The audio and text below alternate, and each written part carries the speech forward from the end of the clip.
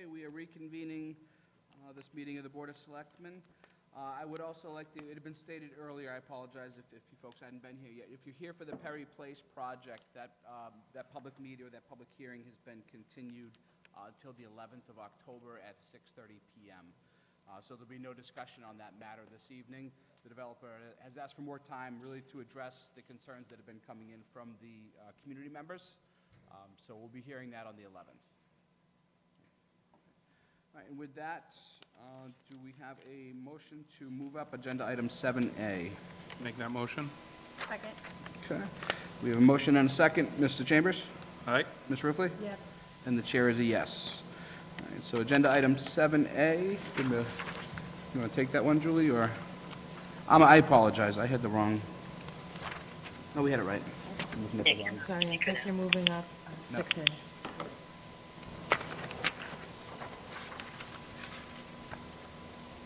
Get on speaker.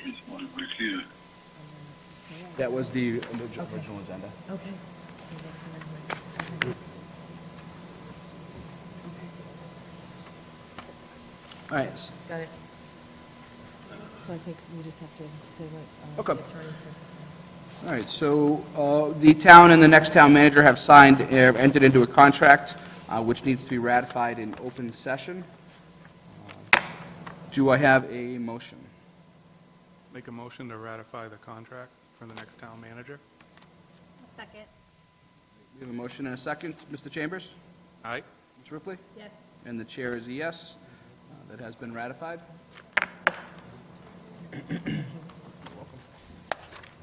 Thank you, Mr. Chairman. Good night. Thank you, Attorney Moskis. Thank you for coming. That's actually good tonight. All right, moving on to public comments. I see we do have one public comment from Darlene Coyle, our DDIS Director, on waistbands. Sure. Can you give that to Sean? Good evening. Good evening. Thank you for having me. So I wanted to hear Darlene Coyle, Director of Department of Development and Inspectional Services, and I'm joined with Colleen Hines, our Solid Waste and Recycling Coordinator. And I'm here because I wanted to bring to the board's attention that DEP has some changes to the waistband regulations that are coming as of November 1st. November 1st, they will be adding 2 new waistband items to their regulations, mattresses and textiles. So effective November 1st, you can no longer put those in the solid waste stream. I'm here tonight because I wanted to let the residents know that we do have options for getting rid of mattresses in compliance with the ban. Our hauler does do bulk pickup, so our residents can call Casella directly and set up an appointment to have their mattress and box spring picked up. That is a curbside service, and the cost of that is $41.20 each, $41.21 for each, both the mattress and the box spring, and that is any size. Additionally, we have another option that we spoke with them about, and there is a a drop-off option. So we're fortunate to have the facility on 15 Hardscrabble Road, and so residents are able to drop off mattresses from now through October 31st, and that is a reduced price of $25. So if you have the option to drop it off, it is a little bit cheaper, and they are going to hold that price until October 31st.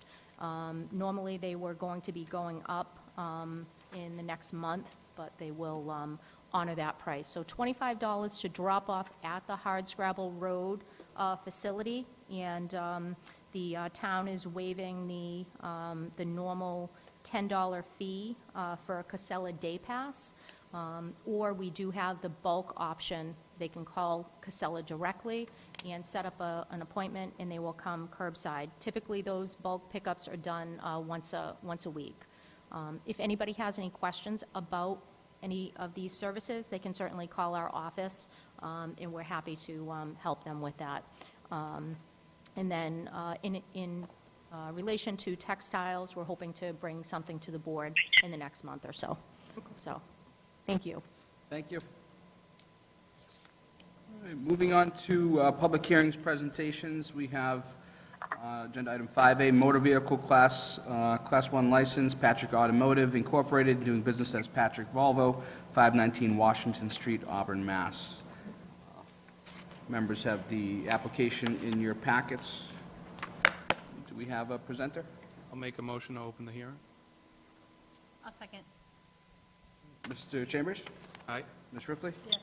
And the chair is a yes. Yes. Do we have a presenter here? Do we have a presenter here? Oh, yes. Yes. You want to come up, sir, or?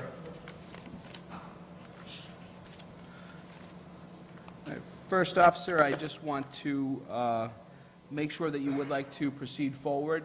We presently have a 4-member board, not a 5-member, and 1 member is not here this evening, which means you would need a unanimous vote from the 3 of us. I just wanted to forewarn. Okay, excellent. Thank you. You can proceed. I think you didn't understand. Did you have anything to present, sir, or?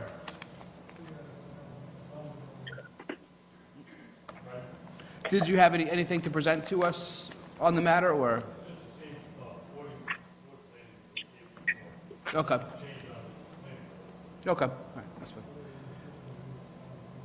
All right, do the members have any questions? This is the Lux property? No? Patrick? 519 Washington Street. Back up. We already had a Saab franchise along with Volkswagen for the last 25 years since we've been in Auburn. Can you just Saab say your left- name for the record, sir? Neil Patrick, Neil I'm the Patrick. owner and principal. Thank you. But what we're doing is replacing the Saab franchise with Volvo. Volvo franchise we have in Worcester right now. We want to move it to Auburn next to Volkswagen. The building is already up. We have all the plans in place. It's already approved by the planning board. The town manager has approved it. As far as that goes, so we just had bringing Volvo out, which will replace the Saab franchise. Same amount of cars, same amount of traffic. Nothing's going to change.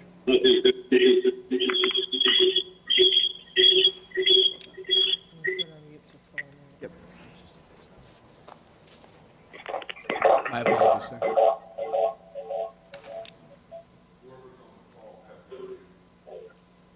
I know, I can't see which caller it's coming from. Can you mute all callers? Let's call it 5. Can you mute them all? Yeah, just see. I think we see it. There we go. Got it. My apologies, sir. No problem. Through the chair? Yes. So this is the existing building, you're splitting it out, running separate That's correct. entities? Okay, thank you. Ms. Ruffey, any questions, comments? No. Okay. We do have in the packets a letter from department heads saying they had no issues with the project as well. I live in the area, so I've been watching it as I drive by, and it's been coming along nicely. I'm sure it's going to be a great project. All right, do we have any public comments? Yep. Sure, if you just come to the podium, ma'am, and state your name and address. My name is Linda Boycell. I live at 122 South Street. And I just had questions in regards to the license. Are we going to be able to find out how many additional cars are going to be in the lot with this add-on of the Saab? It's not going to change. Let him talk to you. Sir, if you could just talk through the chair, just into the microphones. The amount of cars is not going to change from our permit that we originally had for Saab cars. Saab is being replaced by Volvo, which is the same amount of volume, the same amount of cars. Our numbers will not be increased by 1 car. Okay, thank you. And with this new dealership, are there going to be any outdoor speakers installed? Never. Okay. And the hours of operation, will that change at all? Exactly the same. Okay. And the dimming of the lights at the end of the business day? We have all new lights that are less illumination than we had before. Okay. And the loading and unloading of the cars on Route 20? Never on Route 20, always in our lot and during daytime hours only. Because I've seen them load and unload on Route 20 If a you number of did- times. If you did, we always bring them in, so Okay. And the direction the test driving will be done? Because they're coming, since they changed the one-way operation, they've been going a lot down South Street, over 390 and then up again, and then back down to your facility. well, we will change that back to the original route, which was off of Route 20, take a right at the roast beef. Yep. That's the route, that's South Street you're taking right on. Are you, I'm sorry, I didn't hear you, are you changing or adding more cars to that, to No, we're not going down? changing the route, it'll stay the same. So you'll add all of those cars to traveling down South Street now? It's the same amount of cars as we had, so Okay, all right. There's no way that that can be at least switched so that you can go down Route 20 and turn around and come back, as opposed to, South Street is only 20 feet wide, so, Ma'am, I certainly hear your concerns, and I understand and respect them. A lot of these questions would have been for the planning board when they were approving the actual the site project that was done. This was just being a license. I'm sure you could reach out to ownership and discuss these matters with them, but it really doesn't necessarily pertain to the license. I myself, this project's been going on so long, I remember approving the lights when I was on the planning board some 3 years back now. Right. Route 20 is a dangerous road for test drives, so that's the reason we chose to get off Route 20 sooner than later. Yep. all right, thank you. Yes, sir?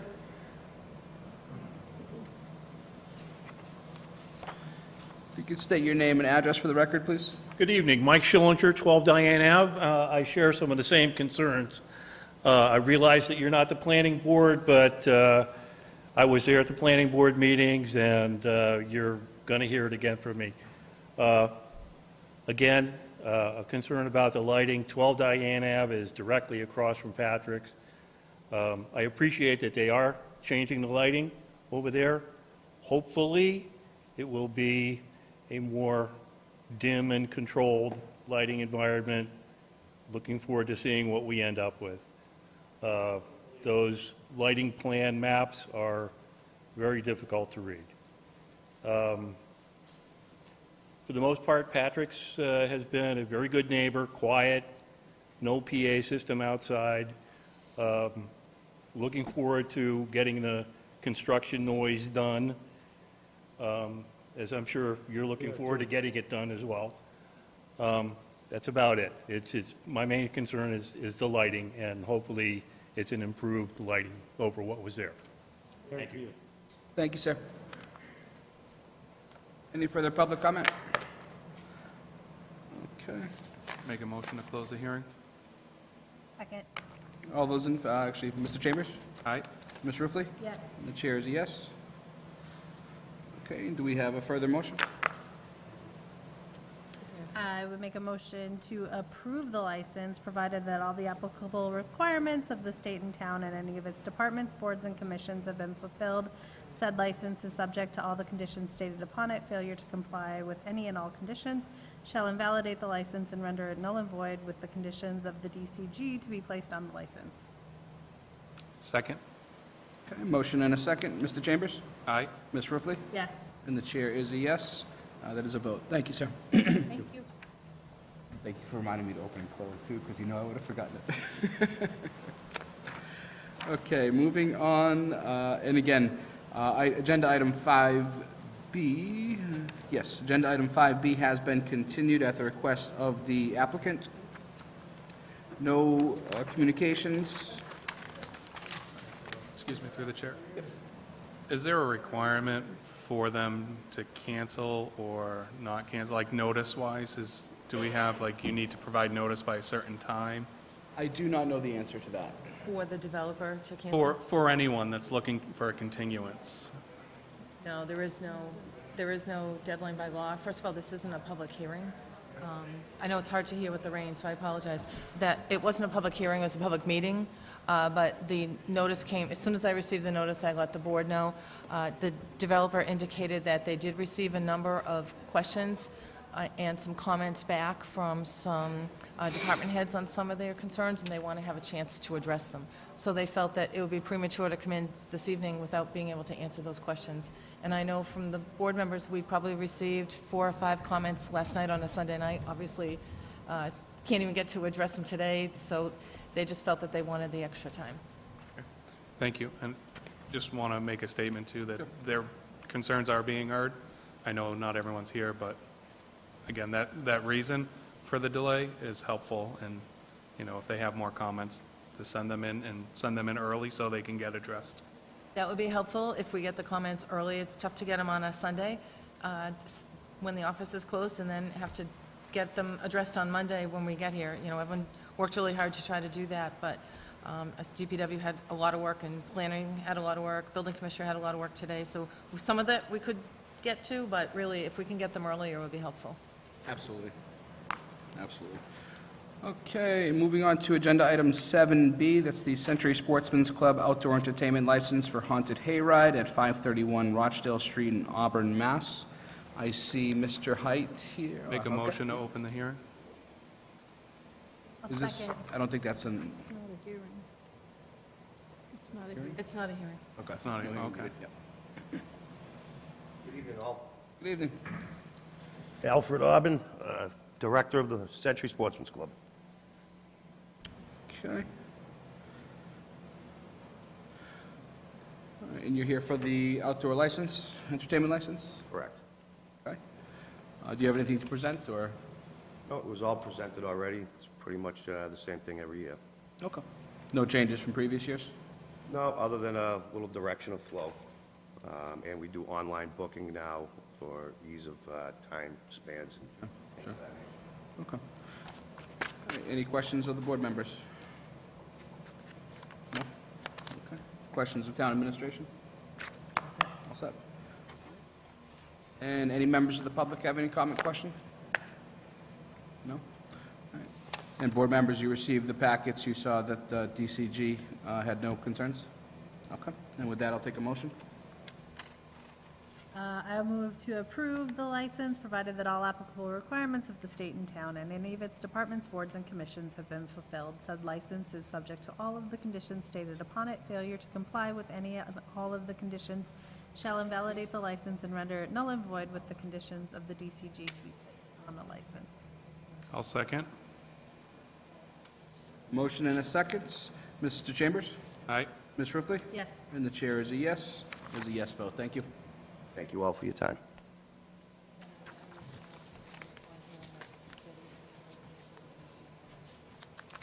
For the next item, okay. All right, moving on to vote on the acceptance of the 2022 Capital Fund Program Amendments, Housing and Urban Developments Formula Grant to carry out work activities identified in the Public Housing Authority's 5-year capital action plan. And with that, I believe we do have Betty from the Housing Authority to present on this matter. And that is online. Betty, can you hear us? She's not muted.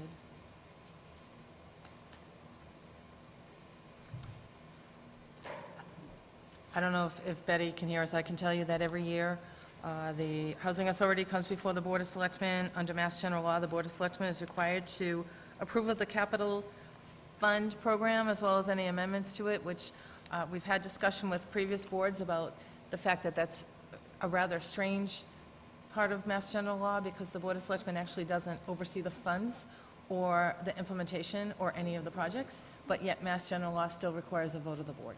So generally, prior boards have requested that the Housing Authority come and just explain or just be able to answer any specific questions because it's nothing that we have oversight on. So I don't know if this board has any questions. Betty is logged on. Betty, I'll try one more time. Can you hear us? Are they muted? No. We're not muted, right? Let me take a look. Yeah, there is. Huh. The audio is not working.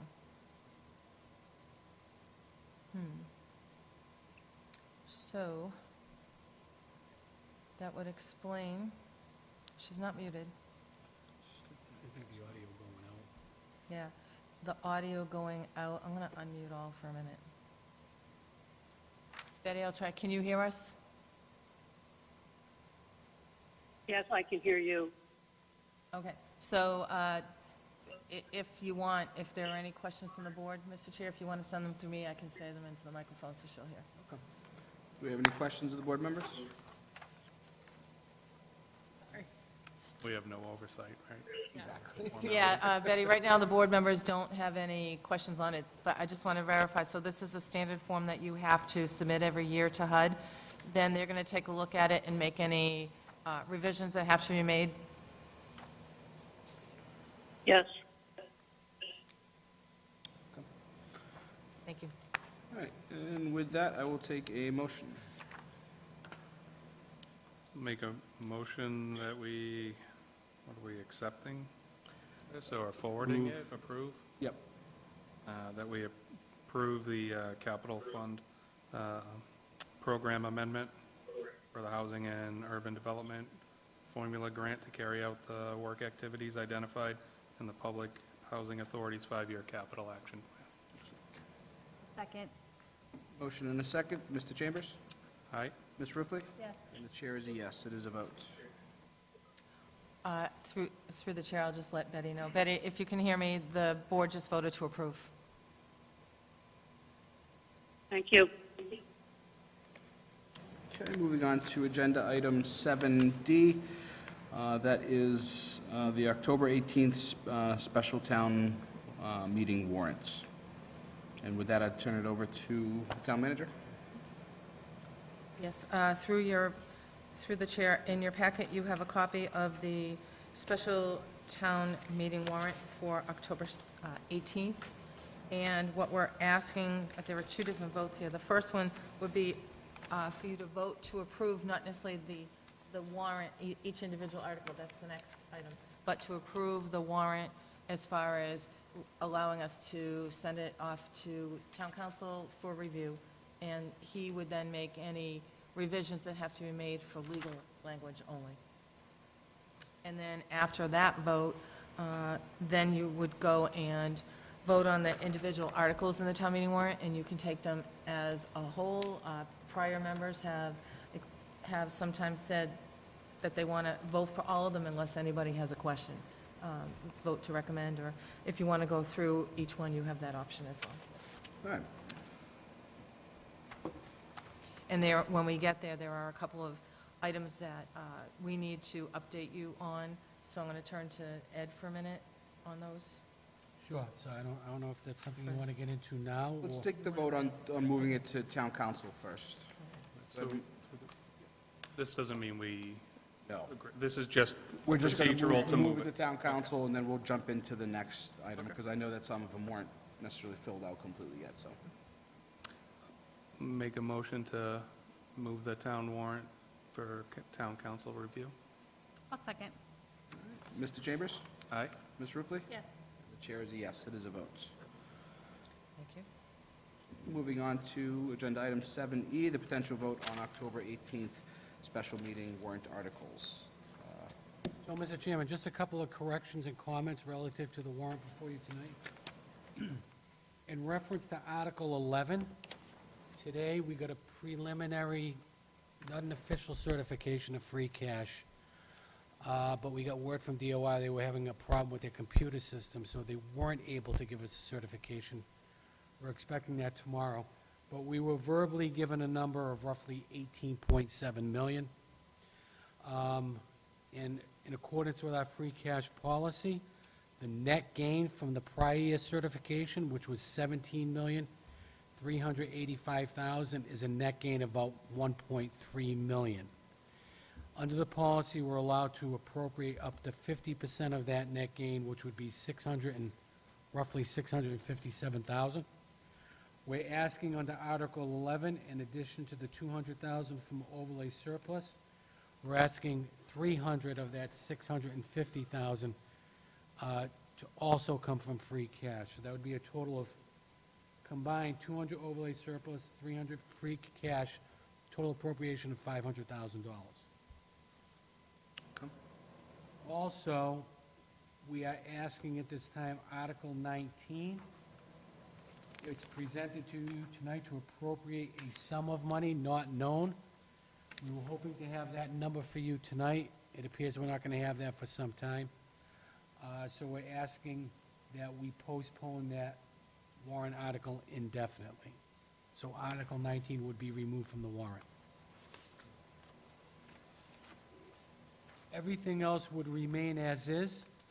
I could tell you if this warrant were to get approved as presented on the town meeting floor, in terms of Prop 2.5, we'd be taxing, or we'd be utilizing approximately 49.34% of 2.5. That's about 1.23 out of 2.5. So once again, we're not taxing to the max. And that would add about 600 some odd $1,000 to our excess levy capacity.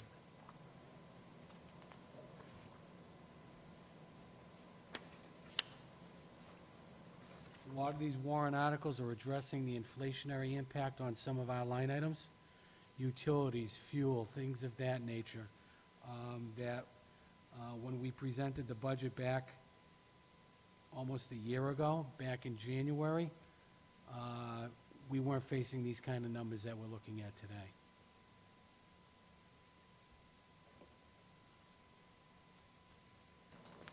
And those adjustments are primarily under Article 2, the operating budget. Yep. Can I ask, through the chair, there's a decrease line item, and it's pretty substantial, like, not that I oppose the decrease, but On which one, Ms.? on the Number 2. second to last in Article 2, why such a big decrease? So retained earnings, I know our sewer superintendent is here, Nick Schwartz. After examining the total revenue received under the sewer enterprise fund and making an adjustment based upon a increase that was approved by the Board of Sewer Commissioners, we had a gap that we had to fill. The revenue that we thought was going to come in for this current fiscal year came in less in FY '22, so we had to make an adjustment on the revenue side that basically left a funding gap that we're addressing through the retained earnings. The retained earnings is a line item in the sewer enterprise fund, is an effort to build up their retained earnings. It's never expent, but it's there to show that we intend on building our retained earning reserve account in an effort to deal with future infrastructure. So this would be a one-time adjustment. I can tell you, after examining our revenue for our receivable as of June 30th, as compared to a year before, it is elevated.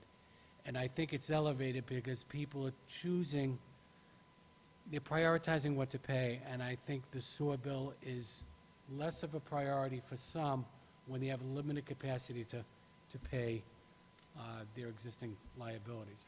So we see an inflated receivable. At some point, that's going to catch up, and maybe that will make up for that reduction in retained earnings. Okay, thank you. Those are still there. Yes, yeah. Yes.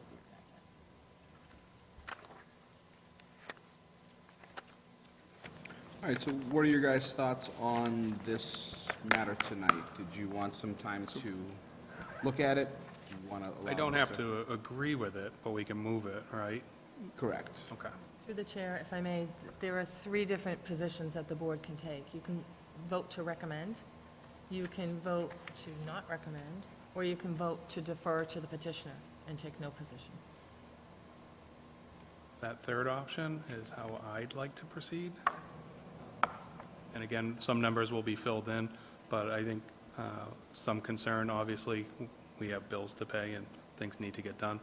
I am concerned about if people are deferring their water bill because of increased costs. I'm afraid of any addition to any budget, so I take a neutral position. I'm not saying I'm for or against this. I think it should go to town meeting.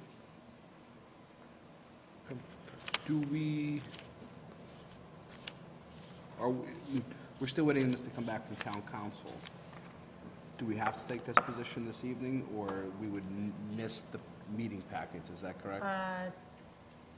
If I can answer Yeah. that. So we plan on mailing out the warrant, I believe, on October 3rd. You're meeting again on the 11th. That mailing would not contain the board's position on any warrant article. That doesn't mean you'll still have time to take a position. You can present that the night of town meeting when you typically report to the town meeting members under Article 1 and state your position on the warrant, just like the Finance Committee does. So there is time to step back and to evaluate these requests, but historically, the board has always taken a position on the warrant articles.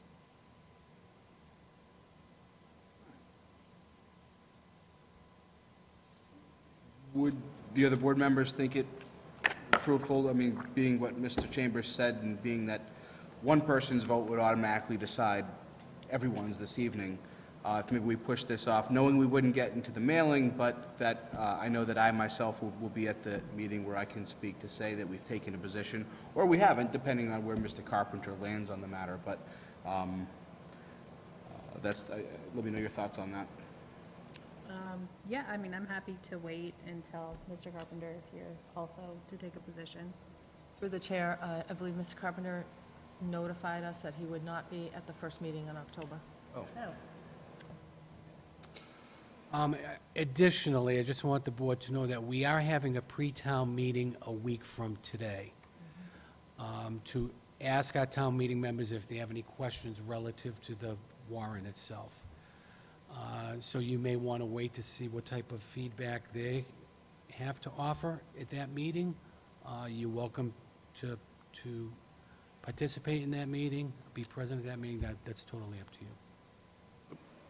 Through the chair, I'd prefer to wait on that. I don't know if it's allowable to have Mr. Carpenter weigh in even if he's not at the meeting on each one, or no? It's We not could acceptable. Have to be an open meeting. Okay. But we could certainly, you could one-off speak to him and Well, possibly see if he could be available just for a quick vote remotely Yep. on the 11th or what. So I know by that meeting I'll have more input and be willing to take action one way or another, and if that helps the overall town meeting. Also, the board could consider having an additional meeting specifically to take a position on the warrant if it so chooses. And through the chair, the other option is the board could continue tonight on other articles and take a position on other articles, especially if there's any questions, because we do have a lot of our department heads here to answer those questions. And then if there's an article you want to hold off on, you can have that, just that one, at a later date that you revisit again.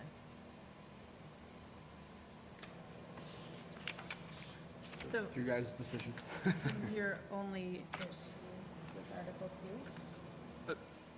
My issues with the finance articles, I don't have enough information. I haven't seen the meetings. I trust them, but I want to just verify.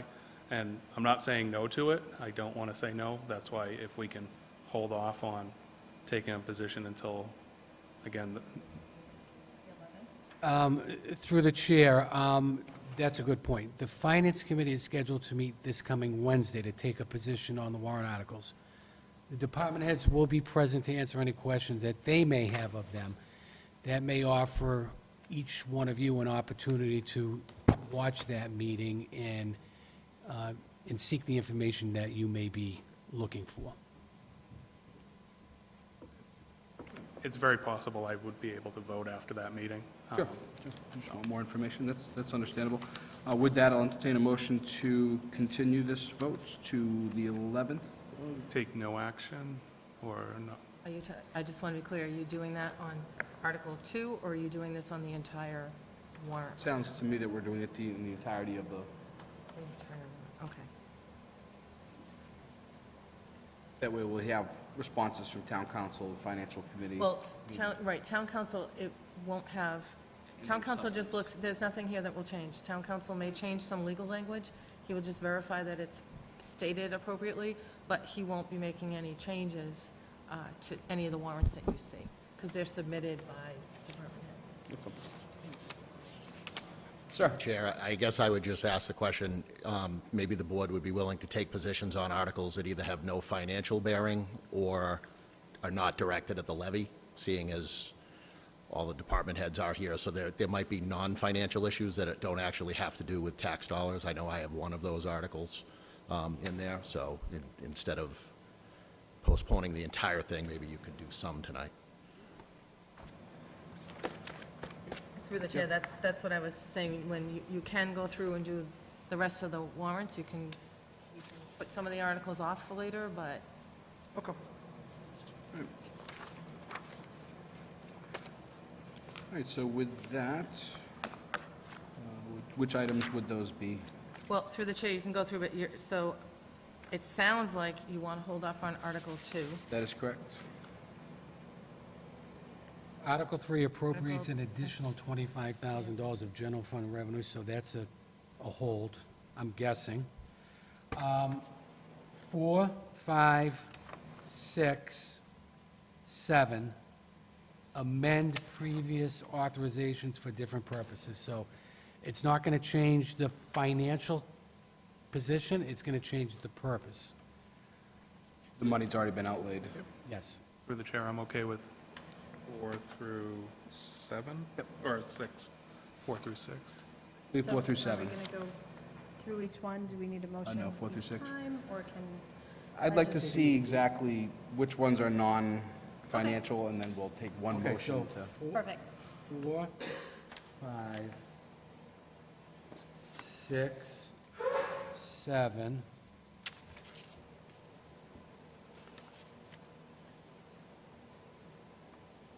13, 14,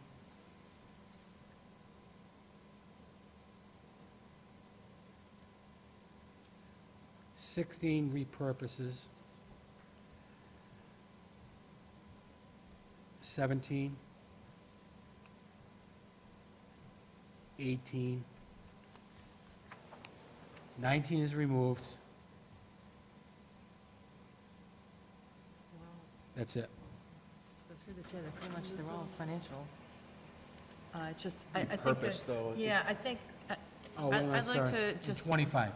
make a recommendation, though, because, as I said, we have the department heads here this evening to answer questions, so if you could look at some of this, so you can see, the police chief has sponsored a number of them, the fire chief has sponsored a number, the DPW and sewer superintendent. If you have questions, even if you're not ready to take a position, at least if you could ask the questions, so you have the opportunity to hear the answers, and then maybe you're in a position to take a vote and maybe not, but I hate to have everybody come back again. It's difficult to get everyone together for one night, given everyone's schedules, and we do have a number of meetings coming up that they have to go to. You have to be there Wednesday night, they're gonna have to be there, again, for a number of other meetings that we have on this. So if that's possible, if there's any specific questions, because pretty much every article has something to do with financial matter. That's what the fall town meeting articles are. If There's I one could, zoning, through the right? chair, if I could understand a little better about the concerns. So is it as it relates to taxation? Because there are funding articles here that appropriate money, for instance, from perpetual care, that can only be used for cemetery improvements or expenses. That's not going to increase taxation. There's money being appropriated from free cash, retained earnings, overlay surplus. That's not going to impact the level of taxation. So I'm trying to wrap my arms around the concerns that, that give you some, So I'm through the chair, I'm not trying to hold this up. I'm just saying I'd prefer to take no position on those that I don't have the information. It is, my default is through the taxation. I'm not saying that these aren't appropriate, and I'm willing to have all of these go before town meeting. I don't want to hold anything up in that aspect, but I just don't know if I would vote to recommend without the information, and I certainly don't want to not recommend, knowing that all of these things have benefits. So the information is here for you this evening, so I encourage you to ask your questions, any that you may have at this point. You've been given this as of Thursday. I myself have reviewed it. I've asked any questions that I needed to, and I'm prepared to make positions. But if that's why we're holding this up, I think let's have at it. And I'm okay. And I will note that there is one zoning article on here. Yep. In our town planners here, that the zoning article was before you, before for, it's something that we have to do because we're an MBTA community that we discussed last time. That's the vote we Adam took last week, yeah? was last here meeting. to explain it. So, Mr. Chairman, the initial go-through that we identified non-funding articles, would the board be prepared to take a single vote to recommend all of those that have been identified, or would you I prefer to would- do it in a different way? Prefer to go that route and then ask questions on the financial matters, or continue it. Again, it's, I know it's my meeting, but being three members, this is really Mr. Chambers' meeting at this point. Nope. It's certainly not. You guys can certainly vote the way you want. I'm just telling you where I stand. Through the chair, I have no issues with the ones that were just recommended, Articles 4, 5, 6, 7, 13, 14, 16, 17, 18, And 25. and 25.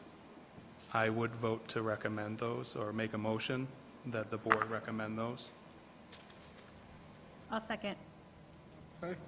Motion and a second. All those in favor to, and just to be clear, we are voting to recommend to the town meeting members in support. Correct. Okay, having a motion and a second. Mr. Chambers? Aye. Ms. Ruffey? Yes. And the chair is a yes. Okay, so that is a vote. Just bear with me here so I can cross these off.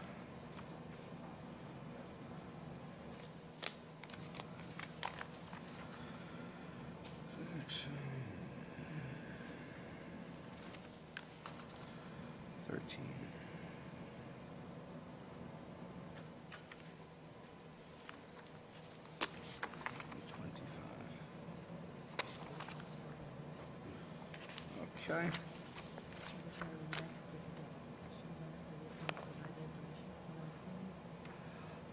Yes.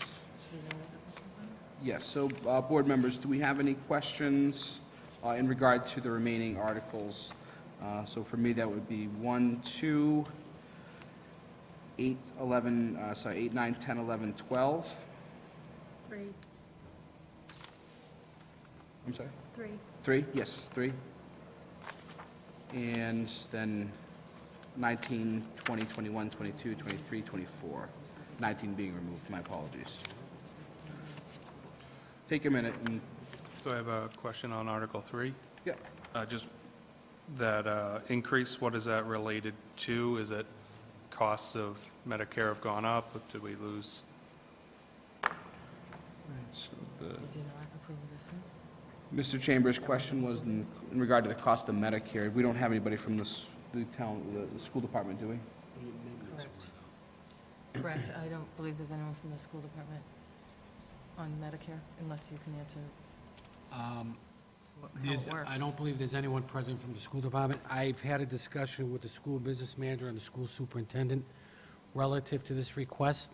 I can tell you it's being amended because the revenue received for '22 was about $140,000.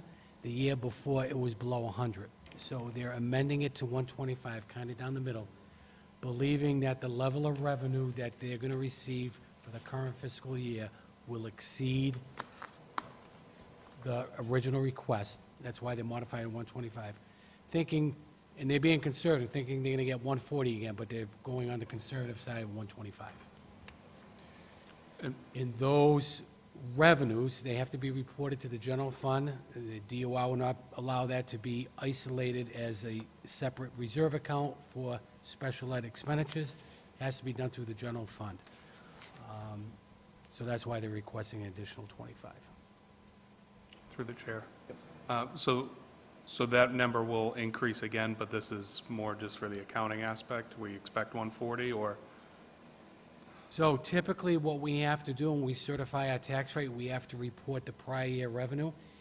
Any revenue in excess of what we receive from the prior year, we have to justify to DOR in a letter, in writing. This would not require justification because the revenue is, from the prior year, came in greater than what we're appropriating in the current year.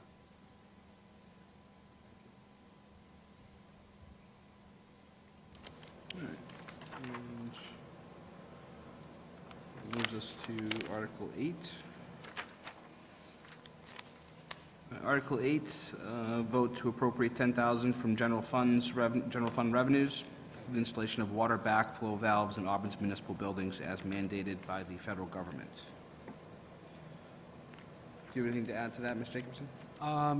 Yes, so we were notified by the Auburn Water District, maybe in the spring, that we had to install, under federal regulations, a backflow water valve that checks the water so it doesn't flow back.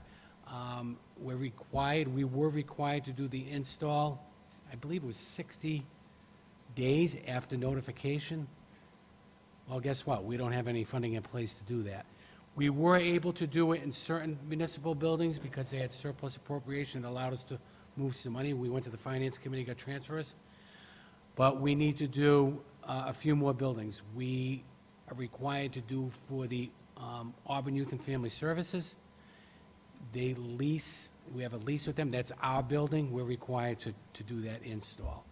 And there are, I believe, a few other buildings in DPW that need that install anyway. So that's what that money would be. Through the chair, would that be a good use of the ARPA funds? Federally mandated. We could, but once again, we didn't want to miss the opportunity if the board didn't support its expense under ARPA. So we could, if the board so wishes, we could bring that in under ARPA, and if so, we could postpone this warrant article indefinitely.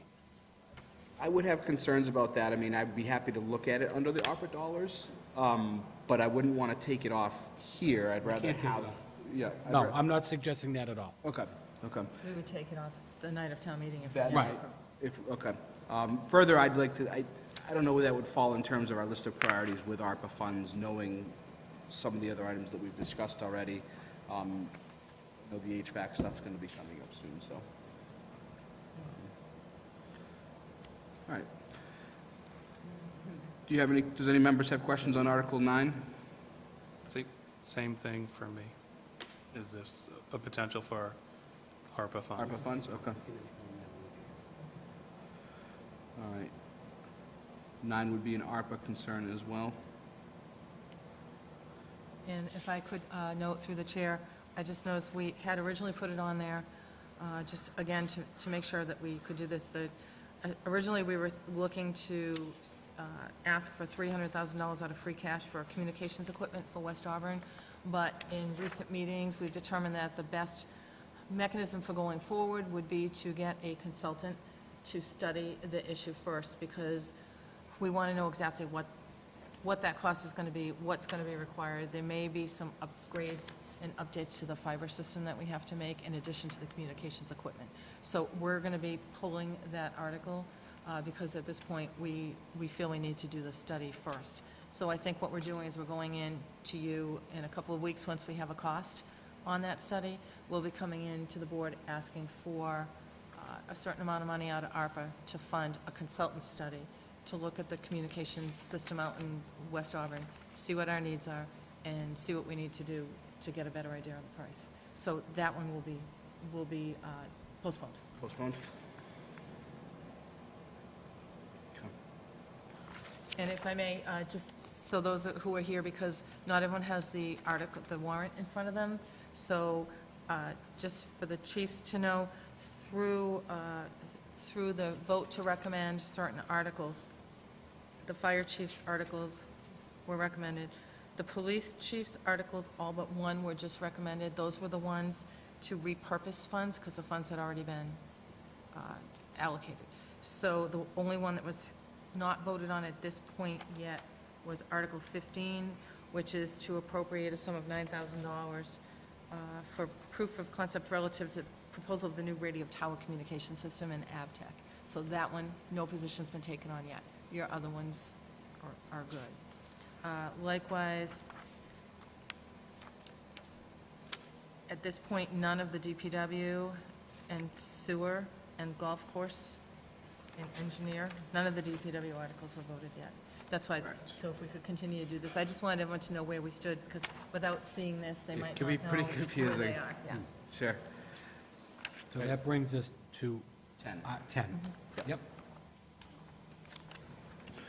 All right, that's for appropriate $500,000 from overlay surplus to OPEB.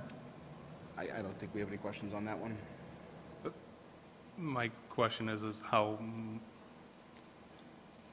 well is the progress for funding that? Are we ahead of plan, or are we behind plan? No, so we had a buildup of overlay surplus. You got to remember, we have, on any given year, we have exposure because of our high percentage of commercial industrial property. So we have some exposure in terms of abatements if there's a discrepancy in value. We typically appropriate $500,000 a year, and we grant about $280,000 in various abatements to the citizenry of our community based upon a number of criteria. Low-income, elderly, blind, veterans. So the accumulation of the residual balance of those overlays have been building up over the years. Typically, we release that with certification with the assessor's office and DOR. It's become more important now for us to do that because we're being penalized in our free cash certification. They do a deduct based upon that reserve account. So that's kind of tying our hands a little bit on our use of free cash, which would have been certified with a higher value. And as you know, we can use 50% of that for one-time capital expenditures and things of that nature.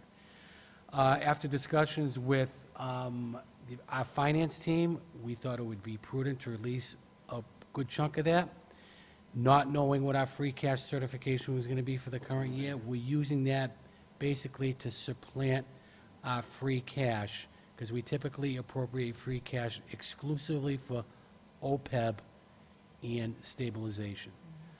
500 is in line with what we've done in my past few years Yes. 500 has been a baseline, Yeah. and we used to appropriate that through tax levy, but when COVID hit, we took to town meeting budgetary cuts of 1.3 million. OPEB was 100% wiped out of tax levy. Since then, we're funding it through our free cash. Eventually, I'd like to build that back into the operating budget, but we understand and underscore the importance of trying to minimize the level of taxation because we know our residents are having difficulties given the current economic conditions.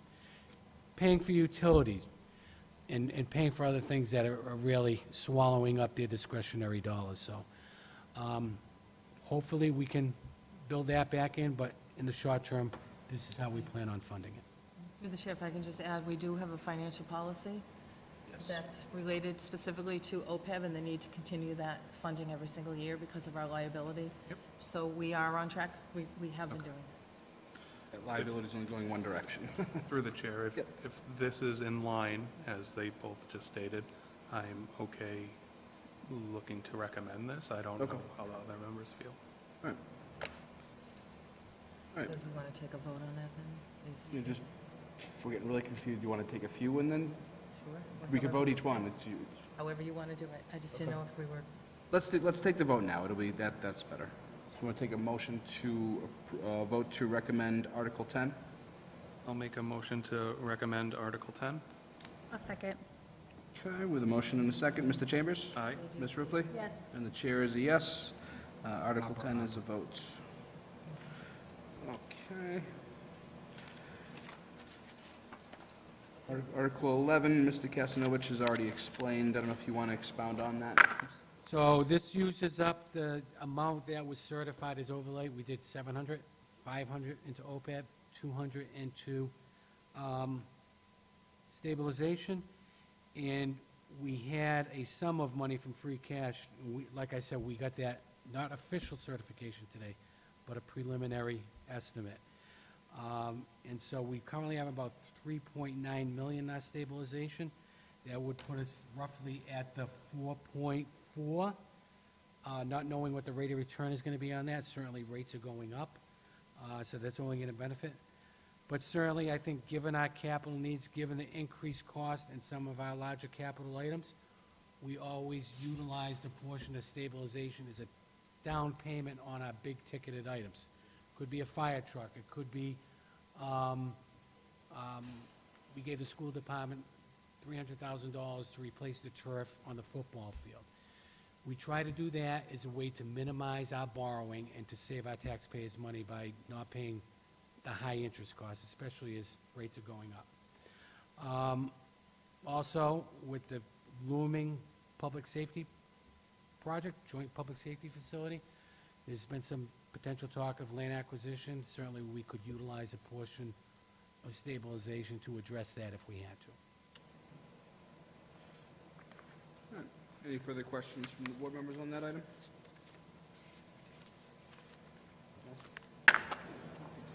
Don't have a question, but this is one I'd like to wait until after finance. Okay. All right, so we're going to hold that. Thank you. Is the finance committee going to take a position on that article? I fully expect them to take a position on it, Okay. yes. All right, that brings us to Article 15, and that is, as Ms. Jacobson had just explained, for the AVTEC firmware upgrade for radio dispatch. Chief, do you want to speak on that matter at all, or?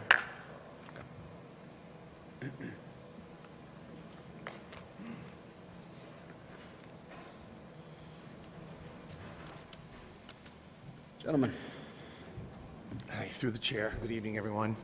I know enough to be dangerous with this, but AvTech is the software firmware that controls our PSAPs and our dispatch consoles. And it was recently purchased by Motorola, who is one of the largest communications companies in the world. And I learned after I resumed my new position that we were behind in firmware updates. So essentially, they needed to do updates and upgrades on the firmware. So we had to bring some consultants in to allow us to do that without losing our emergency dispatch communications. We asked for an estimate to do the firmware upgrades, and it required actually 3 vendors to do it to keep our communication systems and our 911 PSAPs from going down. And the estimate came in at, what was it, $6,000? $6,000. It was something that we had to do. It incorporated police, fire, and EMS communications to allow better interoperability with our public safety counterparts, both within town and outside in District 7, Chief? In District 7. So that's in essence what that article is about. All right. Members have any questions on that one, or any concerns about taking the position to recommend? Through the chair, it sounds like the work was done. Yes. Okay. So this is for additional funding or reappropriating funds? So I think this replenishes something that they already expensed that they didn't anticipate. Okay. So it's a critical Yep. upgrade. Sir. It needed to be done, but it does put a squeeze on the operational side of the budget. I think they're just looking to backfill that. I would, do you have any questions? No. I would make a position on this one that we vote to approve or recommend. All right. Is that a motion? Yeah. Okay. Motion and a second. Mr. Chambers? Aye. Ms. Ruffey? Yes. And the chair is a yes. Article 5 is recommended, Article 15 is recommended, my apologies. Thank you very Thank you, much. gentlemen. All right, and I'm not missing any yet, have I? Nope, Okay. I think we're on 20. I believe that brings us to Article 20, town meeting to vote and appropriate $20,000 from general fund revenues to purchase a new air compressor and associated electrical equipment and electrical connections for DPW Highway Garage. And do we have anyone who wants to present on that matter?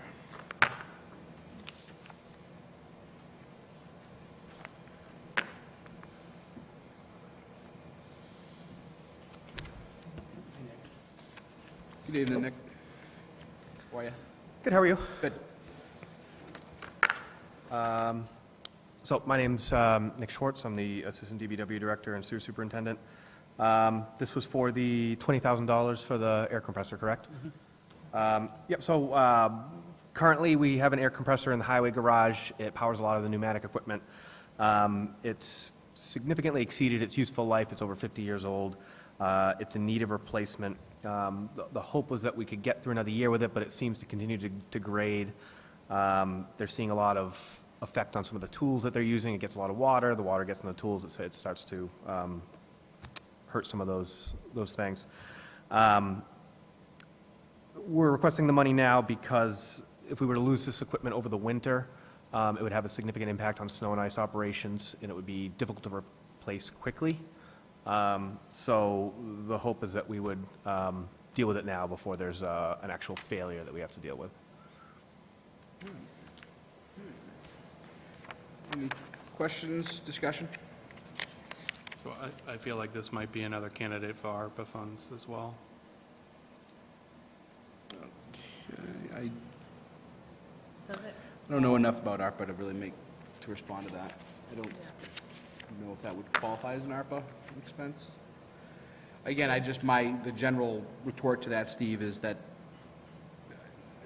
are we taking these relatively smaller ticket items to not put in the budget, and now we're just going to take away of our prior, not be able to spend those ARPA dollars that we've really already kind of had a plan for. It's a limited amount of funds that are there, and those are usually we're usually looking at a lot of the ARPA funds for bigger ticket items. That's just one vote, though, so. May I offer something, Mr. Chairman? If it helps the board in any way, we can suggest that instead of coming out of general fund revenues, given our certification of free cash, we can take it out of free cash. Free cash can be used as a one-time capital One-time expenditure, capital expenditure. not to be used as part of the operational side of the budget. Clearly, this is a one-time capital. If that makes your decision, we can suggest that. When would we make that amendment? When would we amend the article? On the floor? Can we do it before then? No, I don't think an amendment would be required because it's still before, we'd have to notify town Okay, council. so we can change it now? You can change the funding source without an amendment. Yeah. So let's take out general fund revenues, And substitute that from free cash. free cash.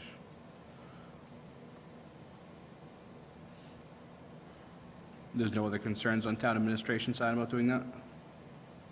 No, it's consistent with our policy. We're not close to the 50%. Okay. And we did have 300 earmarked for the tower, for the communication tower, but now that the study is being done, we can always turn to ARPA to fund that tower once the study is completed. That's a great point. We're really horse trading now. Does that change your positions on the other ARPA if we're moving 300? No, I think I've been pretty consistent with this. I do think this work needs to get done, and I appreciate, that. So it doesn't have to come from ARPA. If it comes from free cash and we have that, and it's not going to hurt us in the long run, then I'm in favor of it. All right, I'll take a motion on Article 20. I'll make a motion that we recommend Article 20 for $20,000 from free cash. Yep. I'll second.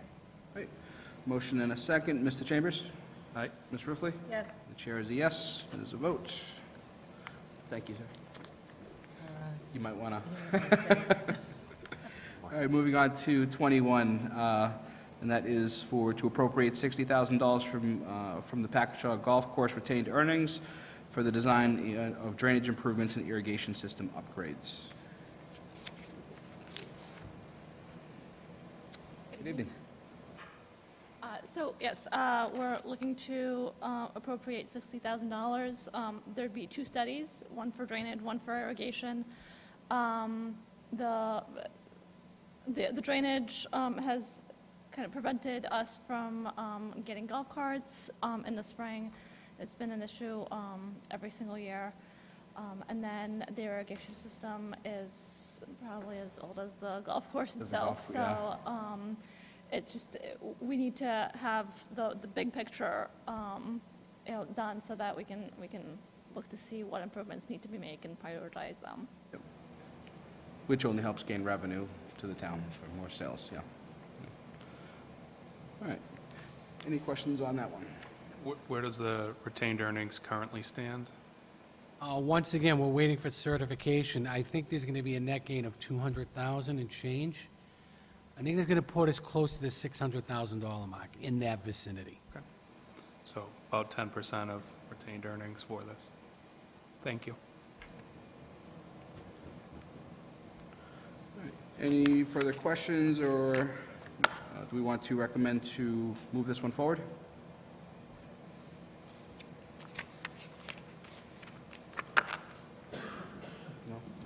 I don't want to take a position on this one to recommend. I would say stay neutral.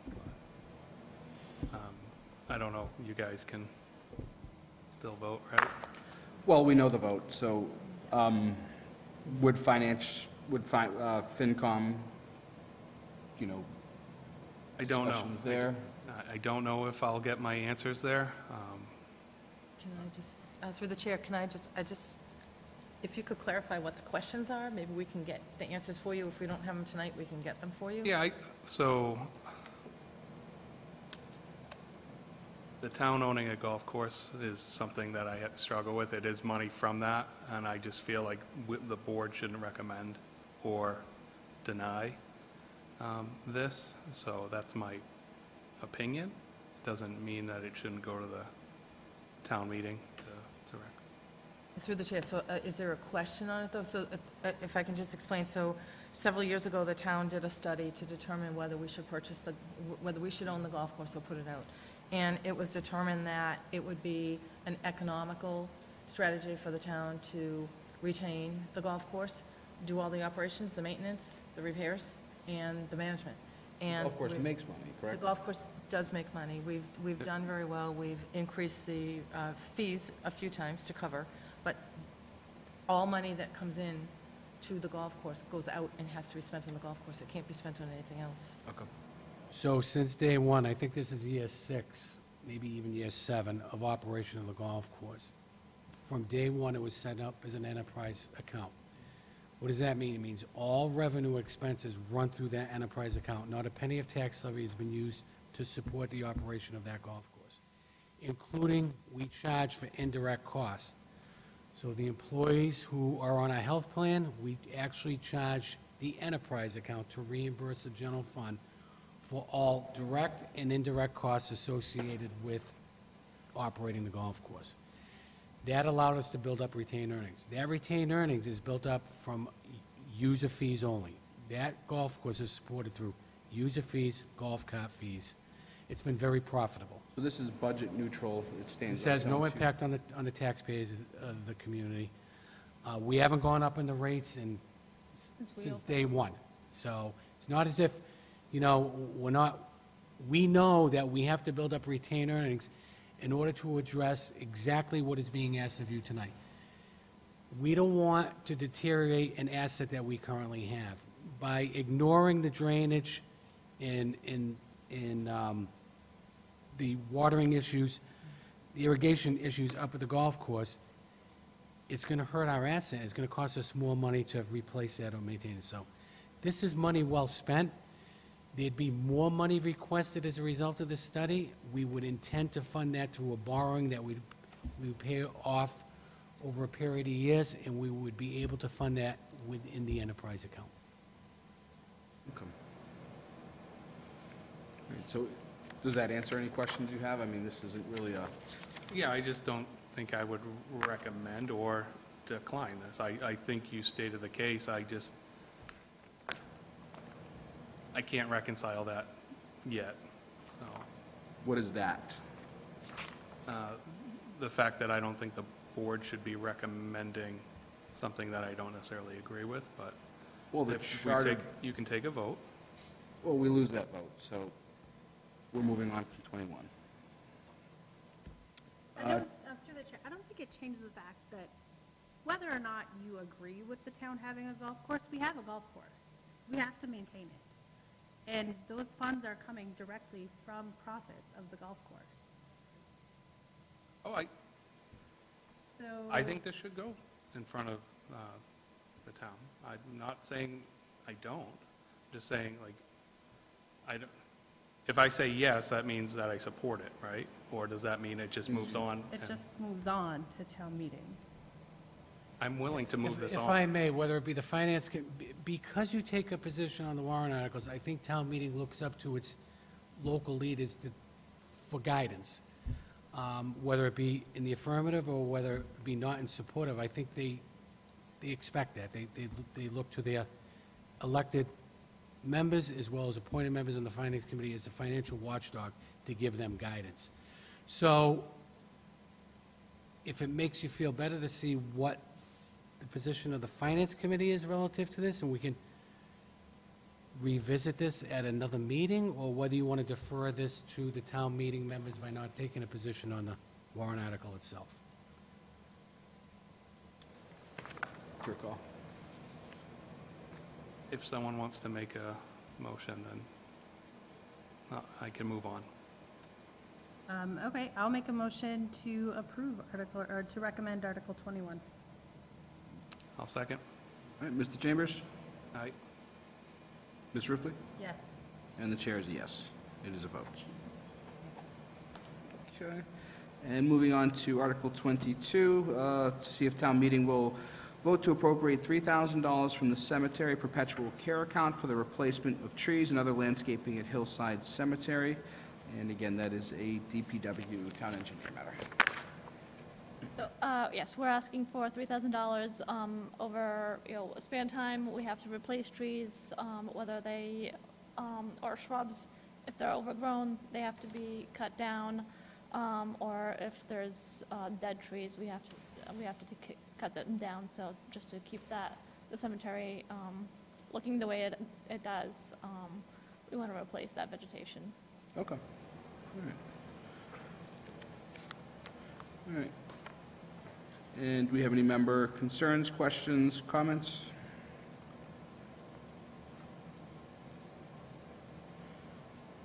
No? Do we have a motion? I'll make a motion to recommend Article 22. I'll second. Mr. Chambers? Aye. Ms. Ruffey? Yes. And the chair is a yes. That is a vote. All right, moving on to 23, to see if the town meeting will vote to appropriate $8,500 from the cemetery perpetual care account for the rental of equipment to screen loom at Hillside Cemetery. Pretty self-explanatory. So, in preparation for additional land to be used in the back of the cemetery, there's been some excavation, so the excess material is going to be screened, and then we can use it to, for burials and possibly other uses, just because there's so much material. There's so much over there, yeah. Yeah. Okay. All right, same thing. Any questions, concerns, comments? No, seeing none, I'll take a motion. I will make a motion to recommend Article 23. Do we have a second? Second. All right, Mr. Chambers? Aye. Ms. Ruffey? Yes. And the chair is a yes. Okay, and Article 24, and that is for a town meeting to vote to appropriate $155,000 from the sewer retained earnings to purchase equipment and services to conduct the sewer system evaluation survey. So, the sewer division, as part of what we're required to do by DEP, we have to look at our inflow and infiltration, and so we need to evaluate sections of the sewer infrastructure on a regular basis, and we have gone through the process of having basically a prioritization plan of which sections are most vulnerable. So we have done the first step of the evaluation of the portion of town up on Packagug Hill. So we're just continuing, we want to continue on doing that, and whether it's purchasing equipment to be able to do it, to do portions of it in-house, or continue with consultants. We just need to appropriate money to continue to do that work. Okay. How much does this, would this cover, span the entire town, or is this just still a portion of the? So I believe it's 10%. Yeah, so how we've been, or how we've planned this project out is to do about 10% a year over 10 years, but the thought is that you keep going with it as a sort of asset management plan. Depending on where we stand with budget, we can trim that or increase it, we'll sort of see where we land each year. Okay. And this will help you see basically the lifespan, or if there's any urgent issues present? Correct, yep. All right, any questions, comments? Do we know what is in retained earnings as of now? Is this a large percentage of the retained earnings? I want to say there's about 1.6 million. Certainly, we haven't received the FY22 certification. We're waiting for that number to come in. We should have that hopefully tomorrow. But again, under 10%? Yeah. Okay, thank you. No further questions? Do we have a motion? I will make a motion that we recommend Article 24. Second? Mr. Chambers? Aye. Ms. Ruffey? Yes. And the chair is a yes. Thank you, guys. All right. I'm going to need some help. Where does this leave us? So, I think 1, 2, 3, 1, 2, 3, yep. 8, 9.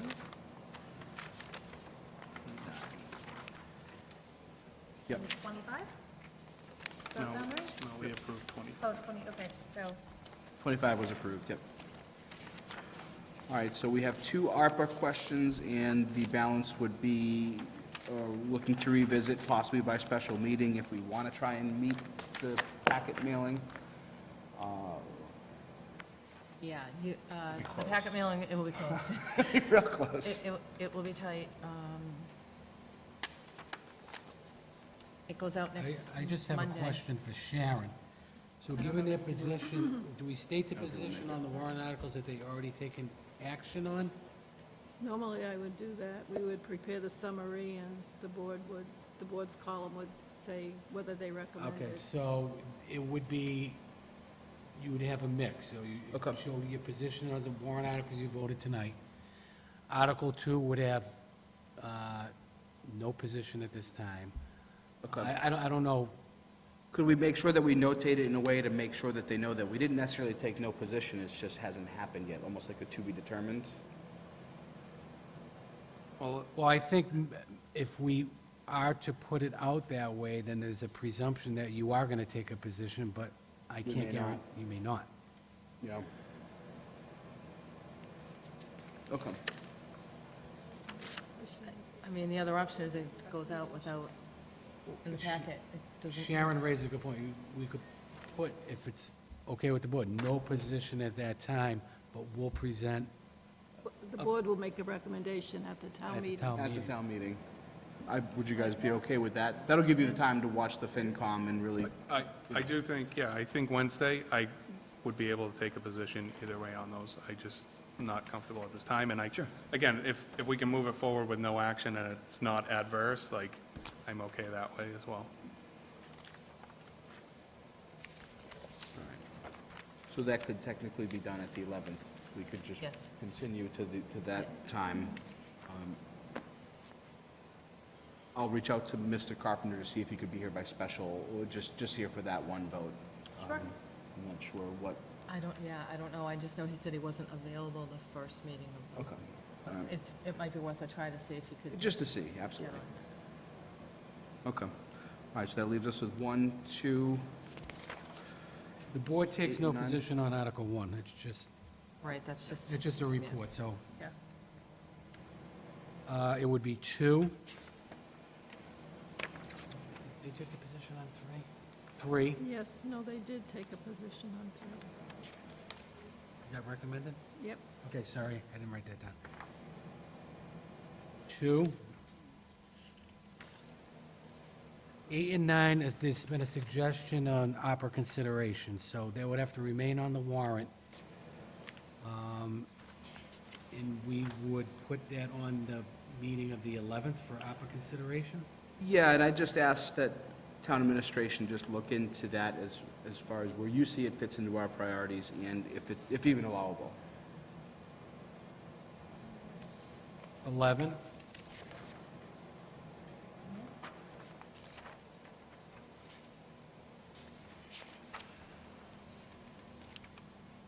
That was a FinCom position, 11? 25? 25 was approved. Different? Huh? You did move? That was the zoning, Approved that went. 25. Sorry about that. I think that's it. 3, 8, 9, 11. 3, 8, 9, 11. That's what I had. Okay. Thank you for working through that, guys. Does the board have any questions relative to Article 2 as it may apply to anyone that is in attendance tonight? I personally do not know. I looked at this, and again, inflation. I kind of saw the writing on the wall. It's twofold. There's really several things driving this. Inflationary items, contractual items as a result of negotiations. And the generalist recommendation as it was presented to you under the HR study.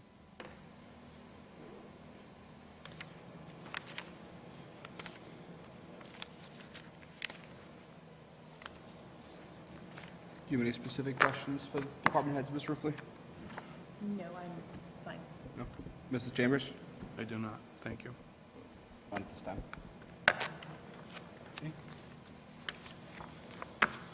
Okay. Save that. A lot of notes there. Okay. No further action needed on 70? I think we're good. Okay. All right, for gift acceptances, I know that you did have some items in your packet. Those were actually duplicates, so there is no action to be taken on those gift acceptances. That was an inadvertent error. Okay. Inadvertent excusable error, as we attorneys like to say. No proclamations or recognitions. And on the town manager items, we have a vote to accept and expend a grant for the Municipal Americans with Disabilities Act Improvement Grant Program through the Massachusetts Office of Disability for ADA improvements at the Boy Street Tot Lot and Franklin Street Playground. Through the chair, there's a memo in your packet from DPW Director Joanna Paquin regarding this grant. Just to let you know, we've applied for this grant 2 prior times, I believe. This is an ADA grant. We're applying to implement some of the improvements that we identified in our ADA transition plan. So I had reached out to the state and said, you funded our plan, and now we're seeking implementation dollars to implement the plan. So I'd like consideration, why haven't we been funded? And the short answer is that they've received more applications than there are funds available. But they encouraged us to apply again. So we've reduced the request this year to the 2 lots, the Boy Street Tot Lot for $34,500 and the Franklin Street Playground for $68,000. So the total is $102,500. There is no any kind of match in cash or in kind required. The grant is due this Friday. We'd like to get it in, as soon as possible. Any questions? No? All right. And with that, do we have a motion? I will make a motion to vote, or to accept and expend a grant from the Municipal Americans with Disabilities Act Improvement Grant Program through the Massachusetts Office on Disability for ADA improvements at the Boy Street Tot Lot and the Franklin Street Playground. Second. Second. All right. Mr. Chambers? Aye. Ms. Ruffey? Yes. And the chair is a yes. It is a Thank you. vote. Thank you. And we have the request for ARPA funds in the amount of $25,000 to conduct the engineering study of existing heating and ventilation. And that was, Through the chair, there's a memo in your packet as well, and I just want to recognize and thank Caleb Moody, our building commissioner, for all the work he put into this, along with Joe Fahey from the school department. At this point, we've come before you before and told you that we're in need of a lot of HVAC improvements and repairs.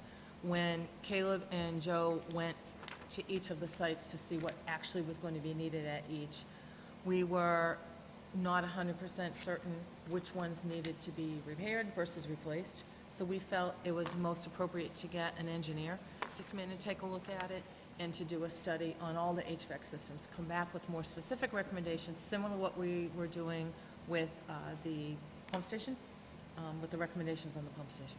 So we're seeking $25,000. Caleb received 3 quotes for what the cost of the engineering study would be. And then based on that, we would be more comfortable coming into you with our ARPA requests because we could be very specific. We could say exactly which things we needed, what buildings were needed. all right. Yes, this, we know you want information, which I commend, and So I do just want to, is this going to also inform a capital improvement plan go forward? Or is this just to, this is, well, we'd have options at that point. If maybe some of the systems didn't have to be replaced right away, we'd know that, and we'd be able to make a more informed decision on the ARPA disbursement.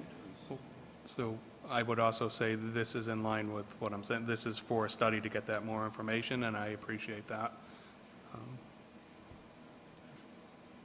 Ms. Ruffey, any questions, comments?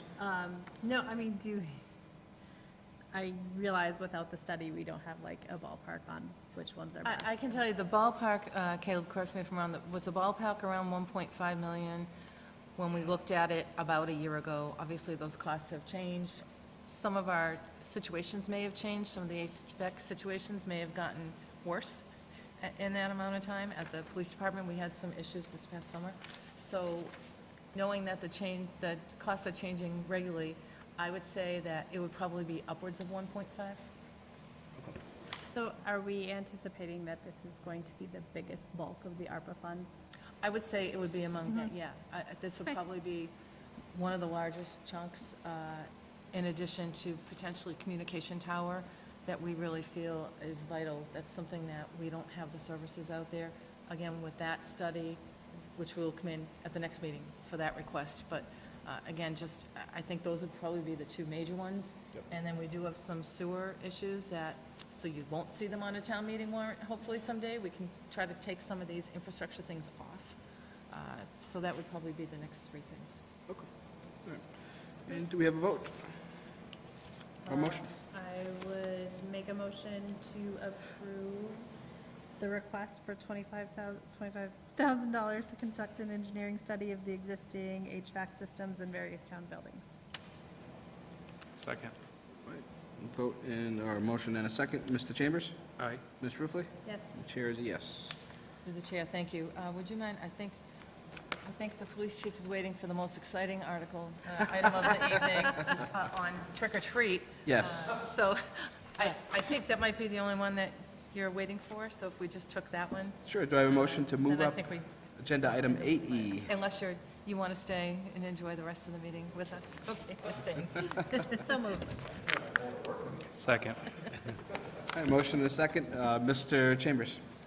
Aye. Ms. Ruffey? Yes. And the chair is a yes. Item 8E has been moved up. And it's pretty basic. Yes.